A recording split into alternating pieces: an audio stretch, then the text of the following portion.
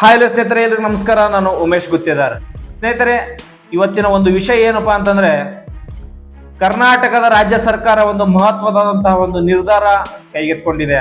ಅದು ಏನಪ್ಪಾ ಅಂತಂದ್ರೆ, ರಾಜ್ಯದಲ್ಲಿ ಎಲ್ಲಾ ಕಡೆ ಏನೊಂದು ಫುಟ್ಪಾತ್ ಮೇಲೆ ಜನಗಳಿಗೆ ಸಾರ್ವಜನಿಕರಿಗೆ ನಡೆದುಕೊಂಡು ಹೋಗಕ್ಕೆ ದಾರಿ ಇಲ್ಲ. ಆ ಫುಟ್ಪಾತ್ ಮೇಲೆ ಎಲ್ಲಾ ವ್ಯಾಪಾರಿಗಳು ತಮ್ಮ ವ್ಯಾಪಾರವನ್ನು ಕೂಡ ಮಾಡ್ತಾ ಇದ್ದಾರೆ. ಸೊ ಅದಕ್ಕೆ ಕೊನೆಗೂ ಸರ್ಕಾರ ಬ್ರೇಕ್ ಅನ್ನು ಕೂಡ ಹಾಕಿದೆ. ಸೊ ಸರ್ಕಾರ ಒಂದು ಕಟ್ಟುನಿಟ್ಟಿನ ಒಂದು ನಿರ್ಧಾರವನ್ನು ಕೂಡ ಕೈಗೆತ್ತಿಕೊಂಡಿದೆ. ಏನಪ್ಪಾ ಅಂತಂದ್ರೆ, ಯಾರೇ ಆಗಲಿ ಫುಟ್ಪಾತ್ ಮೇಲೆ ಯಾರು ಕೂಡ ಅಲ್ಲಿ ವ್ಯಾಪಾರವನ್ನು ಕೂಡ ಮಾಡೋಂಗಿಲ್ಲ.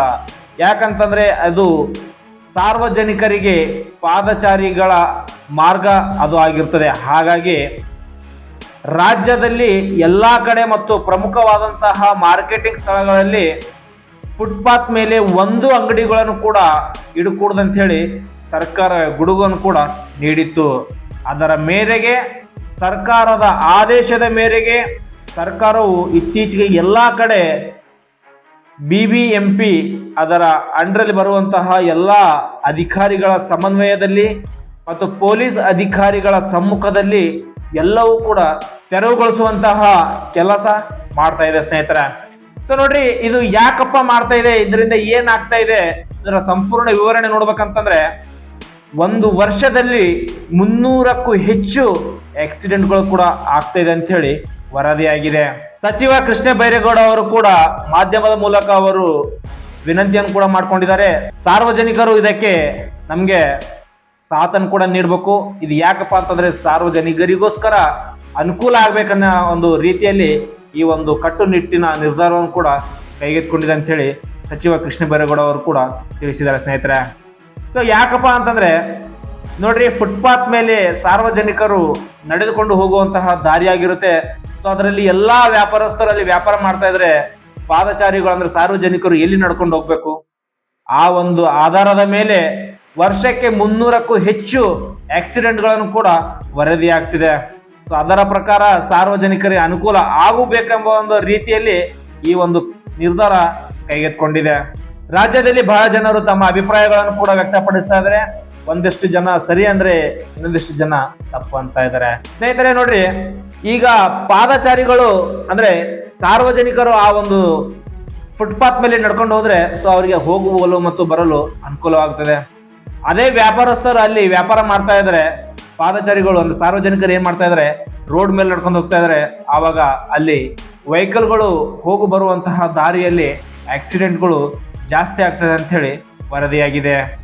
ಸೊ ಇದನ್ನು ಕಂಡ ಸರ್ಕಾರ ಈ ಒಂದು ಕಟ್ಟುನಿಟ್ಟಿನ ನಿರ್ಧಾರವನ್ನು ಕೂಡ ಕೈಗೆತ್ತಿಕೊಂಡಿದೆ. ಇತ್ತೀಚೆಗೆ ತಾವು ಬೆಂಗಳೂರಿನಲ್ಲಿ ನೋಡಬಹುದು, ಎಲ್ಲಾ ಕಡೆ ಹಲವು ಸಿಟಿ ಮಾರ್ಗಗಳಲ್ಲಿ ಇವಾಗ RT ನಗರ, JC ನಗರ, ಮಲ್ಲೇಶ್ವರಂ ಮತ್ತು ಯಶವಂತಪುರದಲ್ಲಿ ನಡೆದಂತಹ ಒಂದು ಕಾರ್ಯಾಚರಣೆ ತಾವೆಲ್ಲರೂ ಕೂಡ ಗಮನಿಸ್ತೀರಿ ಸ್ನೇಹಿತರೆ. ತಾವು ಕೂಡ ಈ ಒಂದು ವಿಡಿಯೋ ನೋಡ್ತಾ ಇರಬಹುದು. ಇದು ಯಶವಂತಪುರ ಮಾರ್ಕೆಟ್ ಮತ್ತು ಮತ್ತಿಕೆರೆ ಮೇನ್ ರೋಡ್ ನಲ್ಲಿ ನಡೀತಿರುವಂತಹ ಈ ಒಂದು ಕಾರ್ಯಾಚರಣೆ BBMP ಅಧಿಕಾರಿಗಳ ಸಮ್ಮುಖದಲ್ಲಿ ಮತ್ತು ಪೊಲೀಸ್ ಅಧಿಕಾರಿಗಳ ಸಹಾಯದೊಂದಿಗೆ ಅಲ್ಲಿ ಫುಟ್ಪಾತ್ ಮೇಲೆ ಇರುವಂತಹ ಎಲ್ಲಾ ಬೋರ್ಡ್ಗಳು ಮತ್ತು ಅಂಗಡಿ ಎದುರು ಫುಟ್ಪಾತ್ ಮೇಲೆ ಏನೊಂದು 2 ಸ್ಟೆಪ್ಗಳು ಹಾಕಿರ್ತಾರೆ ಅವುಗಳನ್ನೆಲ್ಲ ಕೂಡ ಒಡೆದು ತೆರವುಗೊಳಿಸ್ತಾ ಇದೆ ಸ್ನೇಹಿತರೆ. ಇದರಿಂದ ಸಾರ್ವಜನಿಕರಿಗೆ ಹೋಗಲು ಬರಲು ಅನುಕೂಲವಾಗ್ತದೆ ಅಂತ ಹೇಳಿ ಸರ್ಕಾರ ಈ ಒಂದು ಕಟ್ಟುನಿಟ್ಟಿನ ನಿರ್ಧಾರವನ್ನು ಕೂಡ ತೆಗೆದುಕೊಂಡಿದೆ. ಇವತ್ತಿನ ಒಂದು ಕಲ್ಯಾಣ ಕರ್ನಾಟಕದ ಪ್ರವಾಸದಲ್ಲಿ CM DK ಶಿವಕುಮಾರ್ ಅವರು ಕೂಡ ಒಂದು ಮಾತನ್ನು ಹೇಳಿದ್ದಾರೆ. ನಾವು ಏನು ಒಂದು ಫುಟ್ಪಾತ್ ಮೇಲೆ ಇರುವಂತಹ ವ್ಯಾಪಾರಸ್ಥರಿಗೆ ಅದೆಲ್ಲ ಜಾಗವನ್ನು ಖಾಲಿ ಮಾಡಿ ಅದು ಸಾರ್ವಜನಿಕರಿಗೆ ಓಡಾಡಲು ಅನುಕೂಲ ಮಾಡಿಕೊಡ್ತಾ ಇದ್ದೀವಿ. ಅಲ್ಲಿ ವ್ಯಾಪಾರಸ್ಥರಿಗೆ ಯಾವುದೇ ತರಹದ ಒಂದು ಅನಾನುಕೂಲವಾಗದಂತೆ ಬೇರೆ ಸ್ಥಳವನ್ನು ಕೂಡ ಅವರಿಗೆ ನಾವು ಮಂಜೂರು ಮಾಡಿಕೊಡ್ತೀವಿ, ಅಂದ್ರೆ ಬೇರೆ ಒಂದು ಸ್ಥಳದಲ್ಲಿ ಅವರಿಗೆ ಅವಕಾಶವನ್ನು ಕೂಡ ಮಾಡಿಕೊಡ್ತೀವಿ ಅಂತ ಹೇಳಿ CM DK ಶಿವಕುಮಾರ್ ಅವರು ಕೂಡ ಹೇಳಿದ್ದಾರೆ ಸ್ನೇಹಿತರೆ.